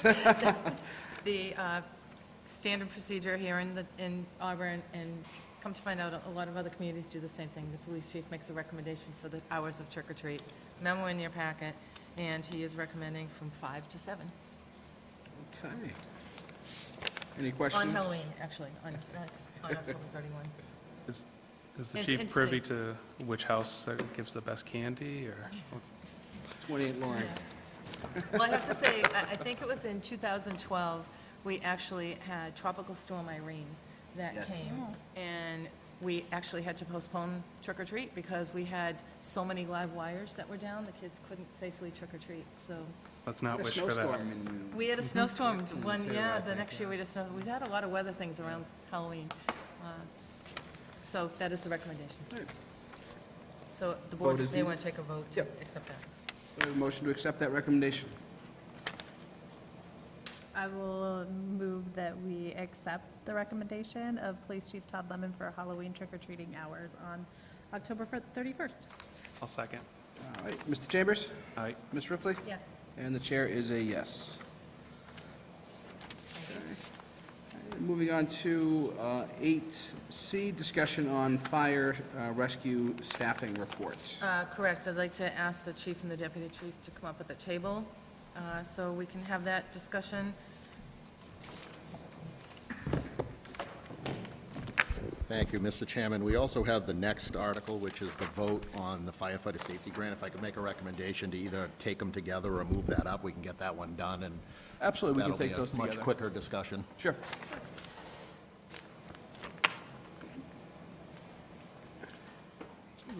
Do we need to take a motion to move, Yeah, let's take a motion to take them both, to take 8C and D together. I'll make that motion. A second. Mr. Chambers? Aye. Ms. Ruffey? Yes. And the chair is a yes, it is a vote. Okay. Thank you, Mr. Chairman. So this vote, we're asking for you to approve to allow us to apply for a $19,000 grant, which is the max based on our population through the Department of Fire Services. And we will utilize this money to continue to upgrade our portable radio communications if successful. There is no match to this grant. Any questions? Was this similar to another grant that we applied for and didn't get, or wasn't there a radio grant recently, or funding, maybe ARPA funding for radio upgrades? That's the tower that we're talking about. Right, that will be the coming corner in of at town, the but- next meeting. We did discuss it when we talked about the so-called wish list for Blaker Street. Okay. We mentioned the communications tower, but that's something we're going to come in for. We will know better by the 11th, I hope, what the cost of that feasibility study will be. Well, can't say I'm still not confused in my own head, but thank you. That's right, so this is separate, we haven't come in for this. All right, do we have a This year, motion? we have applied for other firefighter safety grants, though, in the past, for other things. That's correct. I'll make a motion to approve the $19,000 from the 2023 Fire Safety Equipment Grant Program through EOPSS. Do we have a second? And this is to apply for it, right? Yeah. It hasn't been provided to us? Correct. Or if we, This is to apply. okay. I'll second that. All right, Mr. Chambers? Aye. Ms. Ruffey? Yes. And the chair is a yes, it is a vote. All right, and moving on to the discussion for fire and rescue staffing. Thank you, Mr. Chairman. So as you recall, the town commissioned a study early in January from Municipal Resources, Inc., to conduct a comprehensive staffing study of the department. MRI came in July and presented that study to the board. So it's been a couple of months, and I just wanted to have the opportunity to come in, talk about the report a little bit, and specifically talking about what I am going to determine, or at this point, state at this point, our critical staffing need. I think we're at this point. I did send you all an email last week, a detailed email, just outlining my position on this issue. As I stated in this email, I take pride in the fact over the 11 years that I've been the chief that I'm not an alarmist. That's not my job as the chief. I'm supposed to keep everybody calm. But as I mentioned in my email, we're at a point where I'm getting nervous. In the 11 years that I've been the chief, we've been able to increase our minimum staffing from 6 to 7, but in that same time frame, our call volume has doubled. we are asking our firefighters to do an awful lot with the staffing that we currently have. And, you know, at some point, I think our luck's going to run out. And as I had mentioned in that email a couple of weeks ago, we had another 2-alarm fire. We've had several over the last 5 to 6 weeks or so, but 2 weeks ago, we had a second alarm fire on Dale Street. We were running at our minimum staffing of 7. The deputy chief arrived fairly quickly and was faced with the decision because we had a heavy volume of fire in the attic, and he was faced with the decision because we did not have enough people on scene in the arriving minutes. We need a ladder thrown, but we also need some hose lines stretched. He opted to stretch the hose lines. We had a civilian throwing the ladders to the roof. And as I mentioned in my email, that is not the job of the incident commander. The minute that the incident commander has to take their eyes off of the big picture of the incident, people are going to get hurt. Firefighters are going to get hurt. So I think I'm very happy. I know town administration was as well. To me, this was not surprising. I think that this is a very detailed and a good report. There is nothing in here that shocked me. This is what I've known all along, that we've known all along. I'm glad that it was validated by a third-party independent. Let me back up. As you also know, this board approved us to apply for a SAFER grant for 12 firefighters. Just last week, on Friday, they started making what are the million-plus awards. So they break them up where the under $1 million requests, those have been being distributed for maybe the last 4 to 5 weeks. This past Friday, they just started on the million-plus. As I had mentioned in the email, I think we wrote a good grant. We wrote a grant that allowed us to get 2 SAFER positions before that will expire December of this year. I think at the end of the day, it's a good grant, it's a good case, but it is a nationwide competitive grant, and the reality is we have about a 10% chance of receiving that grant. So if we receive notification that we get that grant, that would be amazing. In some respects, a lot of this problem is addressed. But in the event that we don't get the grant, as I had pointed out, we just really need to start thinking about what is Plan B, and how do we start to achieve meeting the goals that are outlined in the staffing report in the event we don't get the grant. And I had given you a suggestion that town administration is supporting by way of supporting funds as an amendment to Article 3 for new positions after the first of the year. And then if we don't get the grant and we got those positions, we'll try again next year for a SAFER grant, and we'll reduce the number from 12 to 8, on the request. So we'll continue to put in for the SAFER grant in the event that we don't get it.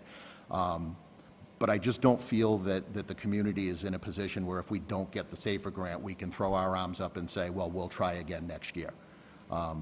As I had mentioned, we're at a critical point in our staffing, and we need to figure out what that Plan B is. Thank you. Thank you.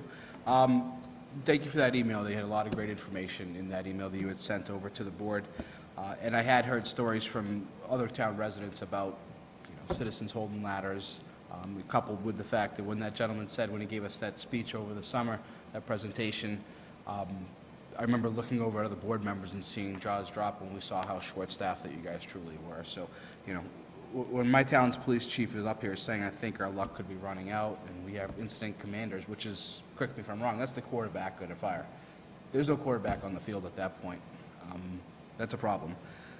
So I mean, certainly want to hear from the other board members, but I can tell you have my absolute support on this. My only question is, how soon can we do this, and do we have to go in steps? So, Through the chair, just to clarify, yes, we support taking action now, this year. We hope we get the grant, but we are supportive of adding new positions. So we are recommending through town meeting articles, starting with 2 new positions in January and another 2 in April. and is that set in stone at this point, or could we look to move it to 4, and then what would town administration's position be there? Versus January, April, going just 4. In January? Yep. I think if there's a commitment that at least gets 4 in the department during the course of the fiscal year, I think the chief would be satisfied with that. We try to structure in such a way that would, and somehow try to minimize the impact on the taxpayers of the community. So we do have 600 of excess levy that we're not utilizing as 2.5. I think the estimate puts it at, was it 110,000, chief? If it's structured 2 in January, 2 in April? Yeah, so it would be 124,130 to hire 2 on January 1st. And then in that email, I did provide that if the board did want to consider doing all 4 in January, the request would go from 124, 130. That's the total, including that staggering. So it's 26.2 weeks from January to June, and then it's 13.2. That totals the 124.1. If the board did want to consider putting all 6 on, it would raise it by about $40,000, and the ask would go to all 4 in January. The ask would increase by $40,000. It would go to 161. I'll just say this, and town administration knows this, because we run the group, a group system, we have 4 working groups. Really, in order to put an immediate impact on all of the groups, we have to do things in 4s. Now, ideally, that would be amazing if the board would say, well, we'll support all 4 in January. However, I understand the position. Beggars can't be choosers, and if ultimately at the end of the day, we feel that the only thing we can do is 2 in January and 2 in April, okay. But just know that the goal here is to increase the minimum staffing at this point from 7 to 8 as we continue to try to move that needle to get to a minimum staffing of hoping somewhere around 10. So if we move the needle from 7 to 8, that's only going to satisfy 50% of the department on January 1. There will be 2 groups that will not be able to reset that minimum until April, okay? So again, I understand the position, which is why I included in the email to say for consideration, if you wanted to have that conversation, that's up to you. But again, it's just, like I said, how it's structured, that's a board decision, but just understand that if it's 2 and 2, that there is that delay, so it's not going to be the immediate, but. Yep. Are these positions, are you looking for experienced or open to all? Is it? That's a very difficult question, Mr. Chambers, because it seems like we, and law enforcement is in somewhat of the same boat. I think they'll tell you that the hiring practices over the years have had to change because the pool of candidates just isn't what it is. For every position, we seek to try to bring in qualified people who have experience. Our last 2 hires, actually our last 4 hires, varying levels of experience, but we were able to pull full-time firefighters from other communities. 2 of them had at least 5 years of experience, which was great. 1 of them had 1 year. We have a new employee starting in a couple of weeks. She only has a couple of years of full-time experience, so she's not, where the other, but we try to seek the most qualified candidates with experience that we can. That is becoming extremely difficult. I can tell you the town of Southbridge has 4 open positions right now. They had 36 resumes at the time of their closing last Friday, 1 paramedic out of 36 resumes. And they were seeking to fill those positions with 4 firefighter paramedics. So the goal is to try to bring in the most qualified person we can, but it really depends on what the applicant pool looks like at the time. We've always been successful, and even if someone has experience, personality is the most important to us. If we have to train somebody, it's not the best case scenario, but we will train that. We're looking to get the right person and the right fit for the department and the community. That's priority number 1. But if we can do that coupled with experience, that's a win. But I can't fully answer the question until we know what the candidate pool is, but that's always the goal. Through the chair, a second question, follow-up to that. So if you were approved for 4 positions, there is no guarantee that the pool will be there, but your goal would be to hire the 4 most qualified, or would you be looking to hire the 4 that fit, and if you needed to remain open until those people were available, would you? Well, I mean, I think we've always taken the position, whether it's promotions or, hiring, if we don't have a qualified candidate that we think fits the bill, I'll go vacant on that position before I hire somebody that is going to be not the right fit for the community. So I've never been afraid to do that.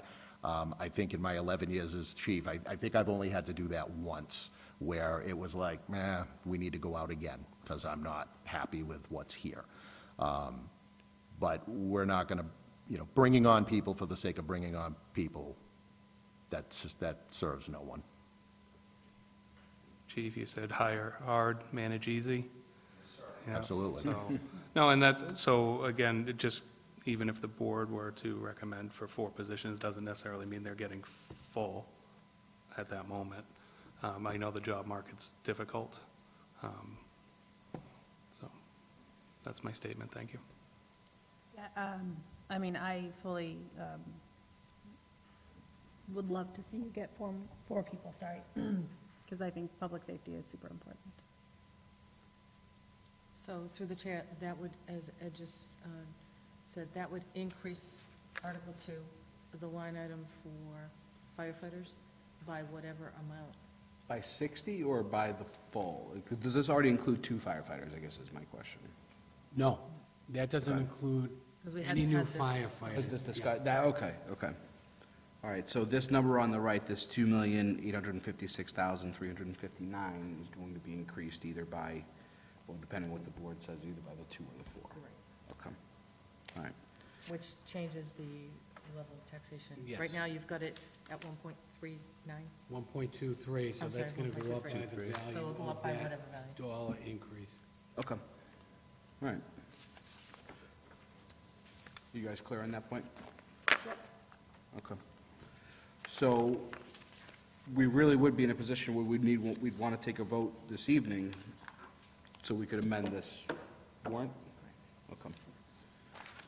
All right, so again, I made my position clear. I'd prefer 4 immediately, being that they do things in 4s and that this is a public safety matter, but I want to hear from you guys. So I had an additional question. So 051. these 4 positions, I think you were looking for 12 positions with the grant, is that correct? That's correct. So the grant request was for 12 positions, and if we were successful in getting that grant, that is paid for by the federal government 100% for 3 years. So that would give us 3 years in order to build those positions, most likely 4 at a time over 3 fiscal years, in order to absorb that impact. And again, if you remember, just going back to the staffing report recommended an on-duty shift of 13, which, in reality would mean 16 new hires. But, I'm trying to get to, at least a minimum of 10. So the 13th, yeah, that would be amazing, but again, that's not my short-term goal at the moment.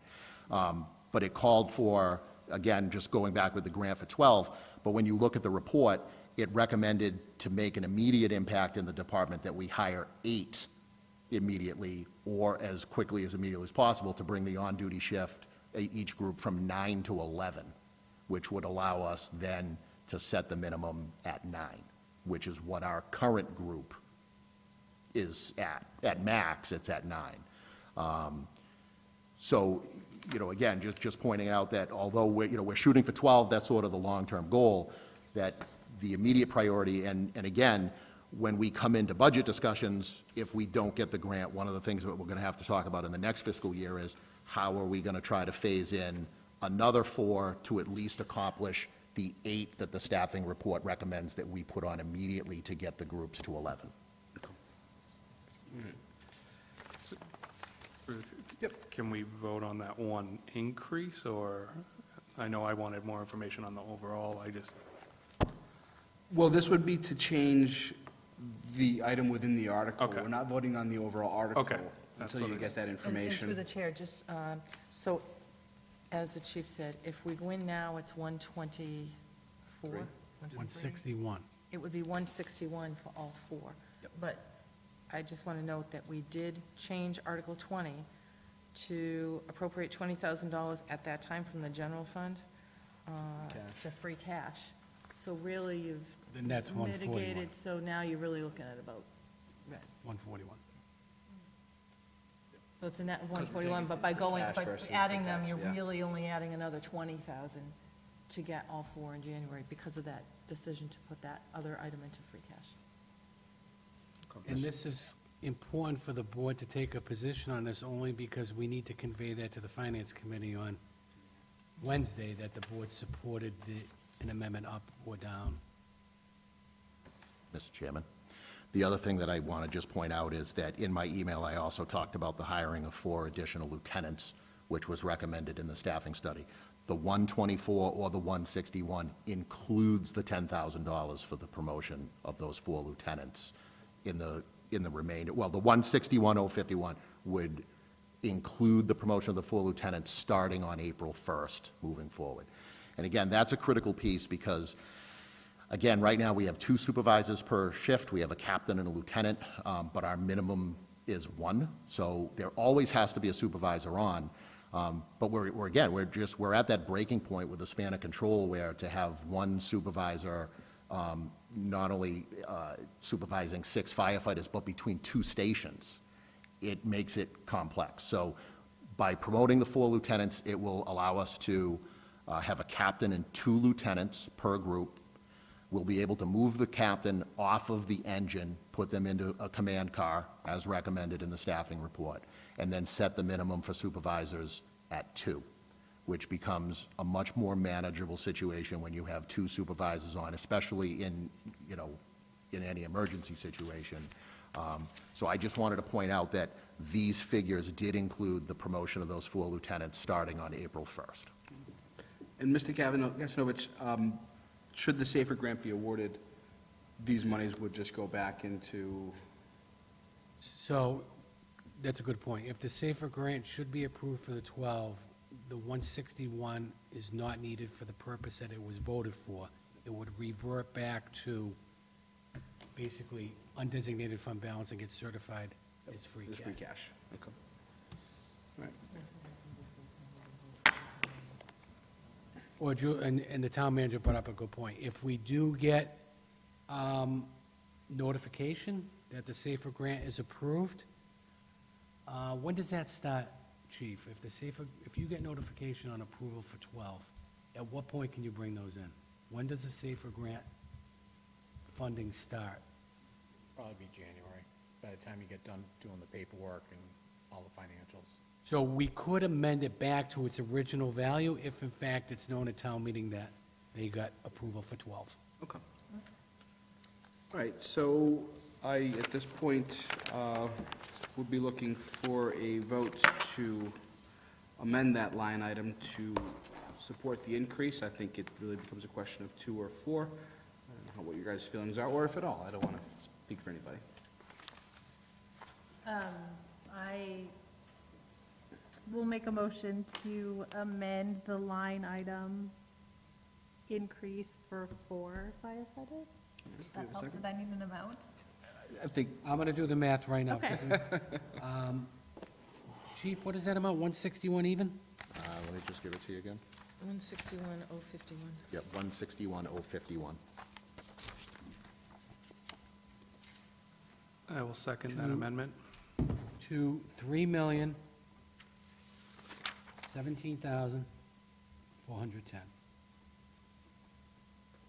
okay. The motion and a second. Mr. Chambers? Aye. Ms. Ruffey? Yes. And the chair is a yes. That is a vote. Thank you very much. Thank you. Through the chair, The Mayor. town administration. So they've been short-staffed forever, so I want to commend you guys for being Yes. short-staffed. The fact that you came here with the presentation makes it a no-brainer, and the amount of work that you guys have done does not go unnoticed, so hopefully you get the grant, and we can help get that 12, and we'll continue, or at least I'll continue to support additional hires as you guys need them. So appreciate all your effort. Thank you, Mr. Chambers. Thank you for the rest, to the rest of the board. Thank you. We have no tabled items, no select board items. Can I add one thing? Oh, It's not on here. absolutely, Just absolutely. two things. Just want to thank everybody who participated and funded the senior center event that was last Thursday. That was a great event. Do you need us for anything? He wants to see the end. We're just not used to that level of enthusiasm. Just want to thank everyone who participated in the senior center event, and thank FASCA, the Friends of the Auburn Senior Center, and I know Doreen Goodrich did the catering, and then the senior center staff, our director, and everyone who works with her, and all the volunteers. It was a great event. And That was a thanks. great event. It was really nice. Yeah. And also want to acknowledge that, as you can see the trophy here, people may be wondering what that is. When the Woo Sox had their town takeover competition this summer, Auburn won the competition for having the most attendees from Auburn at an event. And the banner is up there. It's a really nice, huge banner, so we have that. We have this beautiful trophy. And Sarah, I know you were one of the attendees yesterday to accept the trophy and the banner, along with some other town Nice. employees. So that's exciting. Get off the mound. And at the end, additional funds were raised for the Tarantino Foundation. So that was really nice, too. So a check's being provided to the Tarantino Foundation. So want to thank you. Thank you for going yesterday, and for being on the field, and the other employees who went, too. It's kind of exciting. We've never had a trophy that large. They actually, Ed pointed out, they have the town seal on one side, and then they have the number of attendees on the other. So it's pretty nice. Nice. Yeah, so thank you. Absolutely. With that, do I have a motion to adjourn? Second. Mr. Chambers? Aye. Ms. Ruffey? Yes. And the chair is a yes. Good meeting, guys. Thank you. Thank you.